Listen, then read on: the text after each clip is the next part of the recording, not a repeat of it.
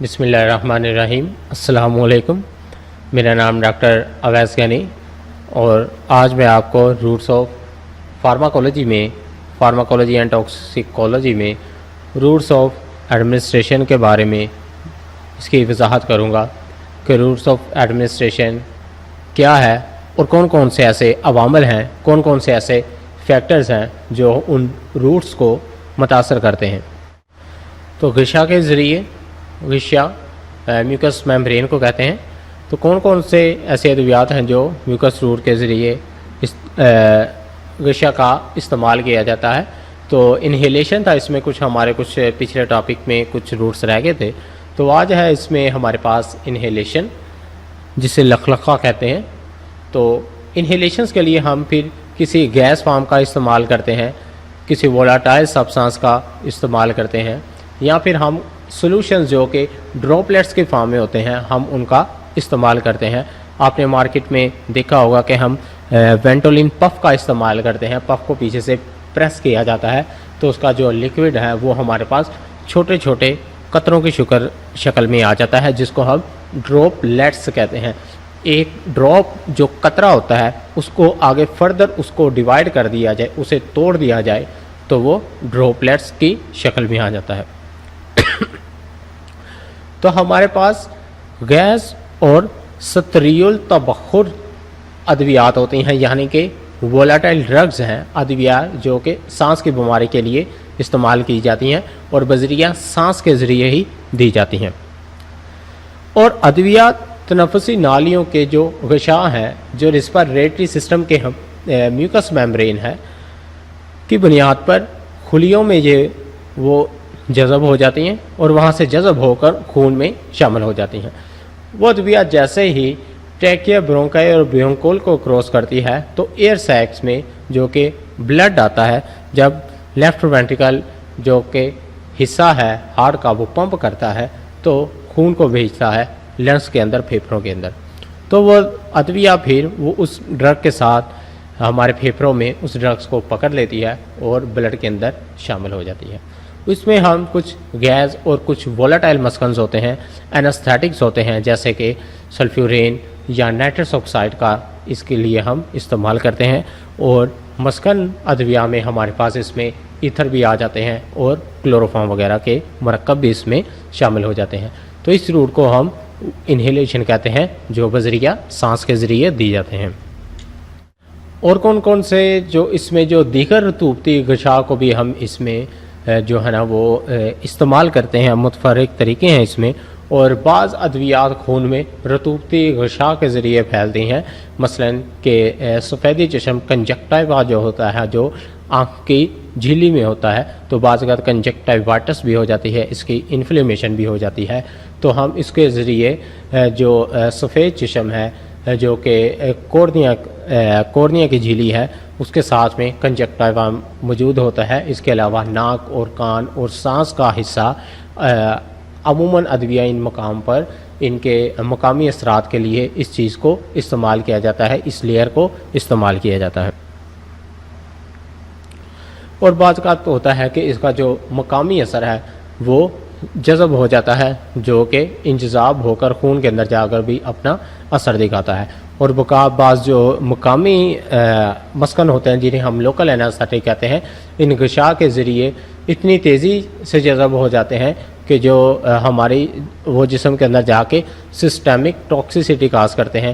اور یہ لفظ آپ کے سامنے جو شو ہو رہا ہے سسٹیمک ٹاکسیسٹی، تو سسٹیمک ٹاکسیسٹی تب ہوگی کہ جب دوائی جو میمبرین کو کراس کر کے، غشا کو کراس کر کے بلڈ کے اندر چلے جائے اور وہاں اپنے وہ اثرات مرتب کرنا شروع کر دے، اپنا وہاں جا کے نقصان کرنا شروع کر دے. تو اس چیز کو ہم پھر سسٹیمک ٹاکسیسٹی کہتے ہیں، یعنی کہ وہ دوائی اپنا تھیراپیوٹک لیول سے زیادہ ہو جاتی ہے. تو جب کوئی دوا اپنے تھیراپیوٹک لیول سے جسم کے اندر بلڈ کے اندر زیادہ ہو جائے تو وہ پھر اپنے سسٹمک افیکٹ شو کرتی ہے. اور یہاں سسٹمک سے مراد ہمارا پورا سسٹم ہے، بلڈ ہے. بذریعہ تعزیہ انوکولیشن ہم معاشرے کے اندر آپ نے دیکھا ہوگا کہ جو حفاظتی ٹیکے لگانے والے ہیں انسولین لگانے والے کی جو ٹیمز ہوتی ہیں وہ انوکولیٹ کرتی ہیں. کس چیز کو انوکولیٹ؟ کسی مائکرو آرگنزم کو اگر ہم نے کسی ڈش کے اندر گرو کرنا ہو، اس کو وہاں پیدا کرنا ہو، اس کی گروتھ اینڈ ڈیولپمنٹ کرنی ہو، تو اس کے لیے بھی ہم انوکولیشن کا لفظ استعمال کرتے ہیں. تو ویکسین بھی جسم کے اندر ڈلیور کرنے کے لیے پھر اس کے لیے ہم جو ٹرم کو استعمال کر لیں، جو اصطلاح کو استعمال کریں گے، اس کو ہم انوکولیشن کہتے ہیں. تو بہت سی باریک سوئی کی مدد سے دوا کو دباؤ کے تحت جسم کے اندر داخل کیا جاتا ہے اور یہ بغیر کسی درد کے جسم کے اندر چلی جاتی ہے. اور یہ طریقہ تب اختیار کیا جاتا ہے جب آبادی کو ایک بڑی تعداد میں حفاظتی ٹیکے لگائے جاتے ہیں، جیسے کہ چیچے کے ٹیکے جسے ممس کہا جاتا ہے، ممس اینڈ میزلس کے جو انجیکشن لگوائے جاتے ہیں، ٹی بی کے جو BCG ویکسین ہوتی ہے. تو جتنی بھی جو ویکسین بھی آپ جانتے ہیں کہ یہ ڈیڈ پارٹیکلز ہوتے ہیں جو جسم کے اندر داخل کیے جاتے ہیں تاکہ ایک انسان کا جو دفاعی نظام ہے، امیون سسٹم ہے، اس کی امیونٹی ہے وہ اسٹرونگ ہو سکے. تو اس کے لیے ہم جس اصطلاح کو استعمال کریں گے اس کو انوکولیشن کہتے ہیں. نیکسٹ ہے ہمارے پاس انسٹیلیشن، اقطار انسٹیل کر دینا. جیسے کہ میں نے بتایا ہے کہ کوئی دارو وغیرہ، کوئی ڈراپ ہم ناک میں ڈالتے ہیں یا ناک میں ڈالتے ہیں اسٹیفنس آف نوز کے لیے، کنجیشن آف نوز کے لیے، یا آنکھ میں ڈالتے ہیں کنجکٹیوائٹس کے لیے ہم. اور اس کے لیے جو ادویات اس میں استعمال، بہت سے اسٹیروڈل ادویات ہوتی ہیں اور جو انفیکشن کو ختم کرتی ہیں، انفلیمیشن کو ختم کرتی ہیں. اور اس کے لیے علاوہ ہم کان کے اندر بھی، کان میں اگر انفیکشن ہو جائے تو اس کی میمبرین اگر متاثر ہو جائے، یا پھر حلق میں ہم ڈراپس کو استعمال کرتے ہیں، وہ چیز جو قطروں کی شکل میں دی جاتی ہے، اس کے لیے ہم جس اصطلاح کا استعمال کریں گے اسے اقطار کہتے ہیں یا انسٹیلیشن. دوسرا ہے ہمارے پاس نیکسٹ انسفلیشن، بذریعہ تنفس. اور جب ادویہ کو خشک اور لطیف حالت جسم کے اندر جوزف کروانا مقصود ہو تو اس میں داخل کیا جاتا ہے جو ٹیشوز کے اندر جا کر پھیل جاتی ہے. یعنی کہ جس طرح ہم روٹا ہیلرز کو استعمال کرتے ہیں جو ایزما کے لیے استعمال ہوتے ہیں، وہ ایک ڈیوائس، ایک آلہ استعمال کیا جاتا ہے جو کہ کمبیویئر کیپسول ہوتے ہیں، جو کہ جس میں وہ کیپسول رکھے جاتے ہیں، اس کو پنچ کیا جاتا ہے، جس کے نتیجے میں ہمارے جسم کے اندر جو داخل ادویہ ہوگی وہ ایک خشک فارم میں ہوگی اور پاؤڈر کی فارم میں ہوگی. تو بذریعہ سانس کے ذریعے ہی اس کا استعمال کیا جاتا ہے، تنفس کے ذریعے ریسپیریٹری سسٹم کو استعمال کیا جاتا ہے. تو اس کے لیے ہم جس طریقہ کار کو استعمال کریں گے یا اس طریقہ کار کو کہیں گے یا اصلاح کریں گے، اس اصلاح کو ہم انسفلیشن کہتے ہیں. نیکسٹ ہے ہمارے پاس اریگیشنز. اریگیشن یا ڈچنگ، جیسے کہ آپ کو بتایا ہے کہ رحم کے زخم کے لیے یا ویجائنل انفیکشنز کے لیے ہم اس چیز کو اریگیٹ کرتے ہیں، یا اینیما کرنے کے لیے پھر، یا ماؤتھ واش کو ہم استعمال کرتے ہیں کسی چیز کو پانی سے صاف کرنے کے لیے، اسے واش کرنے کے لیے. اورل کیویٹی کو صاف کیا جاتا ہے یا اسٹمک کو صاف کیا جاتا ہے. اسی طرح مقد کے روٹ کے ذریعے، ریکٹل روٹ کے ذریعے جو لارج انٹسٹائن ہے اس کو صاف کیا جاتا ہے. تو اس کے لیے ہم جن سلوشنز کا استعمال کریں گے اور جو جس روٹ کے لیے جو اصطلاح استعمال کریں گے اسے ہم ڈچنگ یا اریگیشن کہیں گے. تو انسرشن جیسے کہ آپ کو بتایا تھا، اس میں ہم بوگیز کا استعمال کرتے ہیں، سپوسٹریز کا استعمال کرتے ہیں جو کہ بتیاں ہوتی ہیں جو کمرہ کے درجہ حرارت میں اپنی اصلی حالت برقرار رکھتی ہیں، جبکہ جسم کے اندر جا کر وہ جسم کے ٹمپریچر کے مطابق، جسم کے درجہ حرارت کے مطابق وہ پھر میلٹ ہو جاتی ہیں اور اپنا اثر دکھاتی ہیں. اور بعض ادویات تیل کے اثرات میں حل کر کے مخصوص جو یعنی کہ کیویٹیز میں استعمال کیے جاتے ہیں، جس طرح اینل روٹ جو ریکٹل روٹ ہے، وہ جینل روٹ ہے. اس کے لیے پھر یہ چونکہ کیویٹیز ہیں تو اس میں اس سپوسٹریز وغیرہ کو استعمال کیا گیا ہے. تو اس میں سپوسٹریز ہیں، اور رحم کے لیے بوجز اگر ہم وہ رحم میں چیز ڈالیں گے تو اس کے لیے ہم جو ٹرم استعمال کریں گے اسے بوجز کہتے ہیں. نیکسٹ ہے ہمارے پاس absorption of drugs and factors influencing the absorption. کہ ادویات کا جسم کے اندر جذب ہو جانا، ادویات کا انجذاب ہو جانا، اور ساتھ میں کون کون سے ایسے عوامل ہیں، کون کون سے ایسے فیکٹرز ہیں جو کہ اثر انداز ہوتے ہیں، اثر کرتے ہیں، افیکٹ کرتے ہیں ابزارپشن کو۔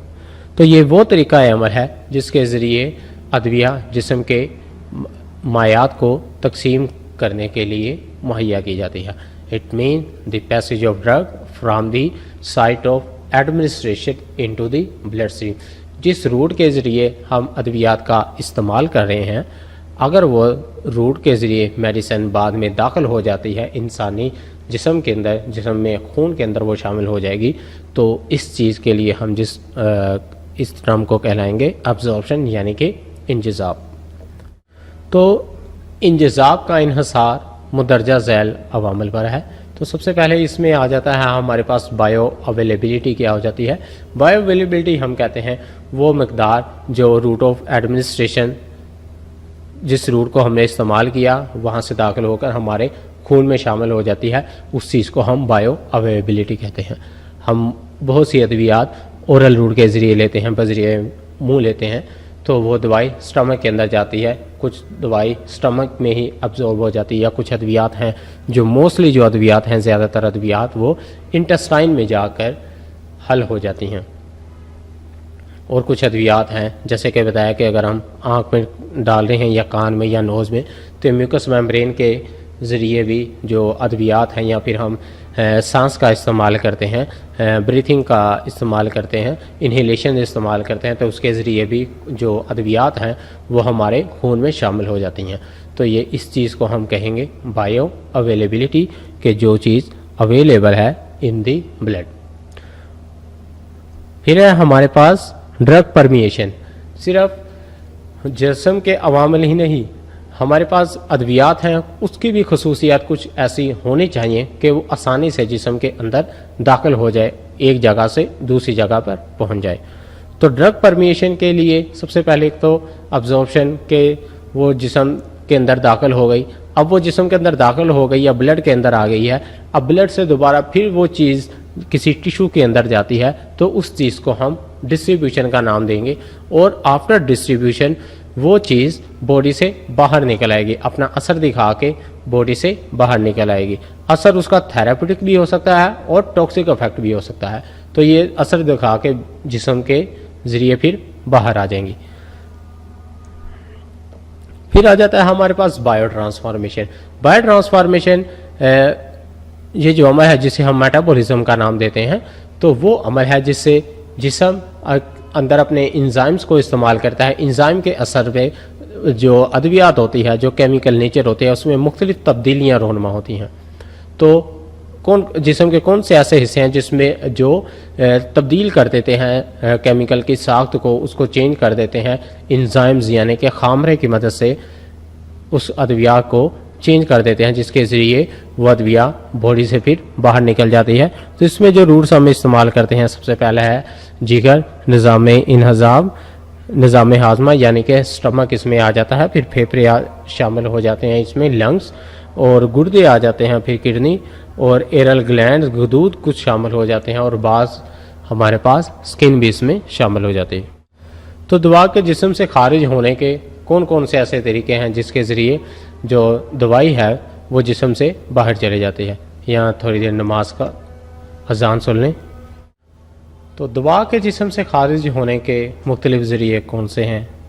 اس میں آ جاتا ہے سب سے بہت ہی اہم حصہ پہلا ہمارے پاس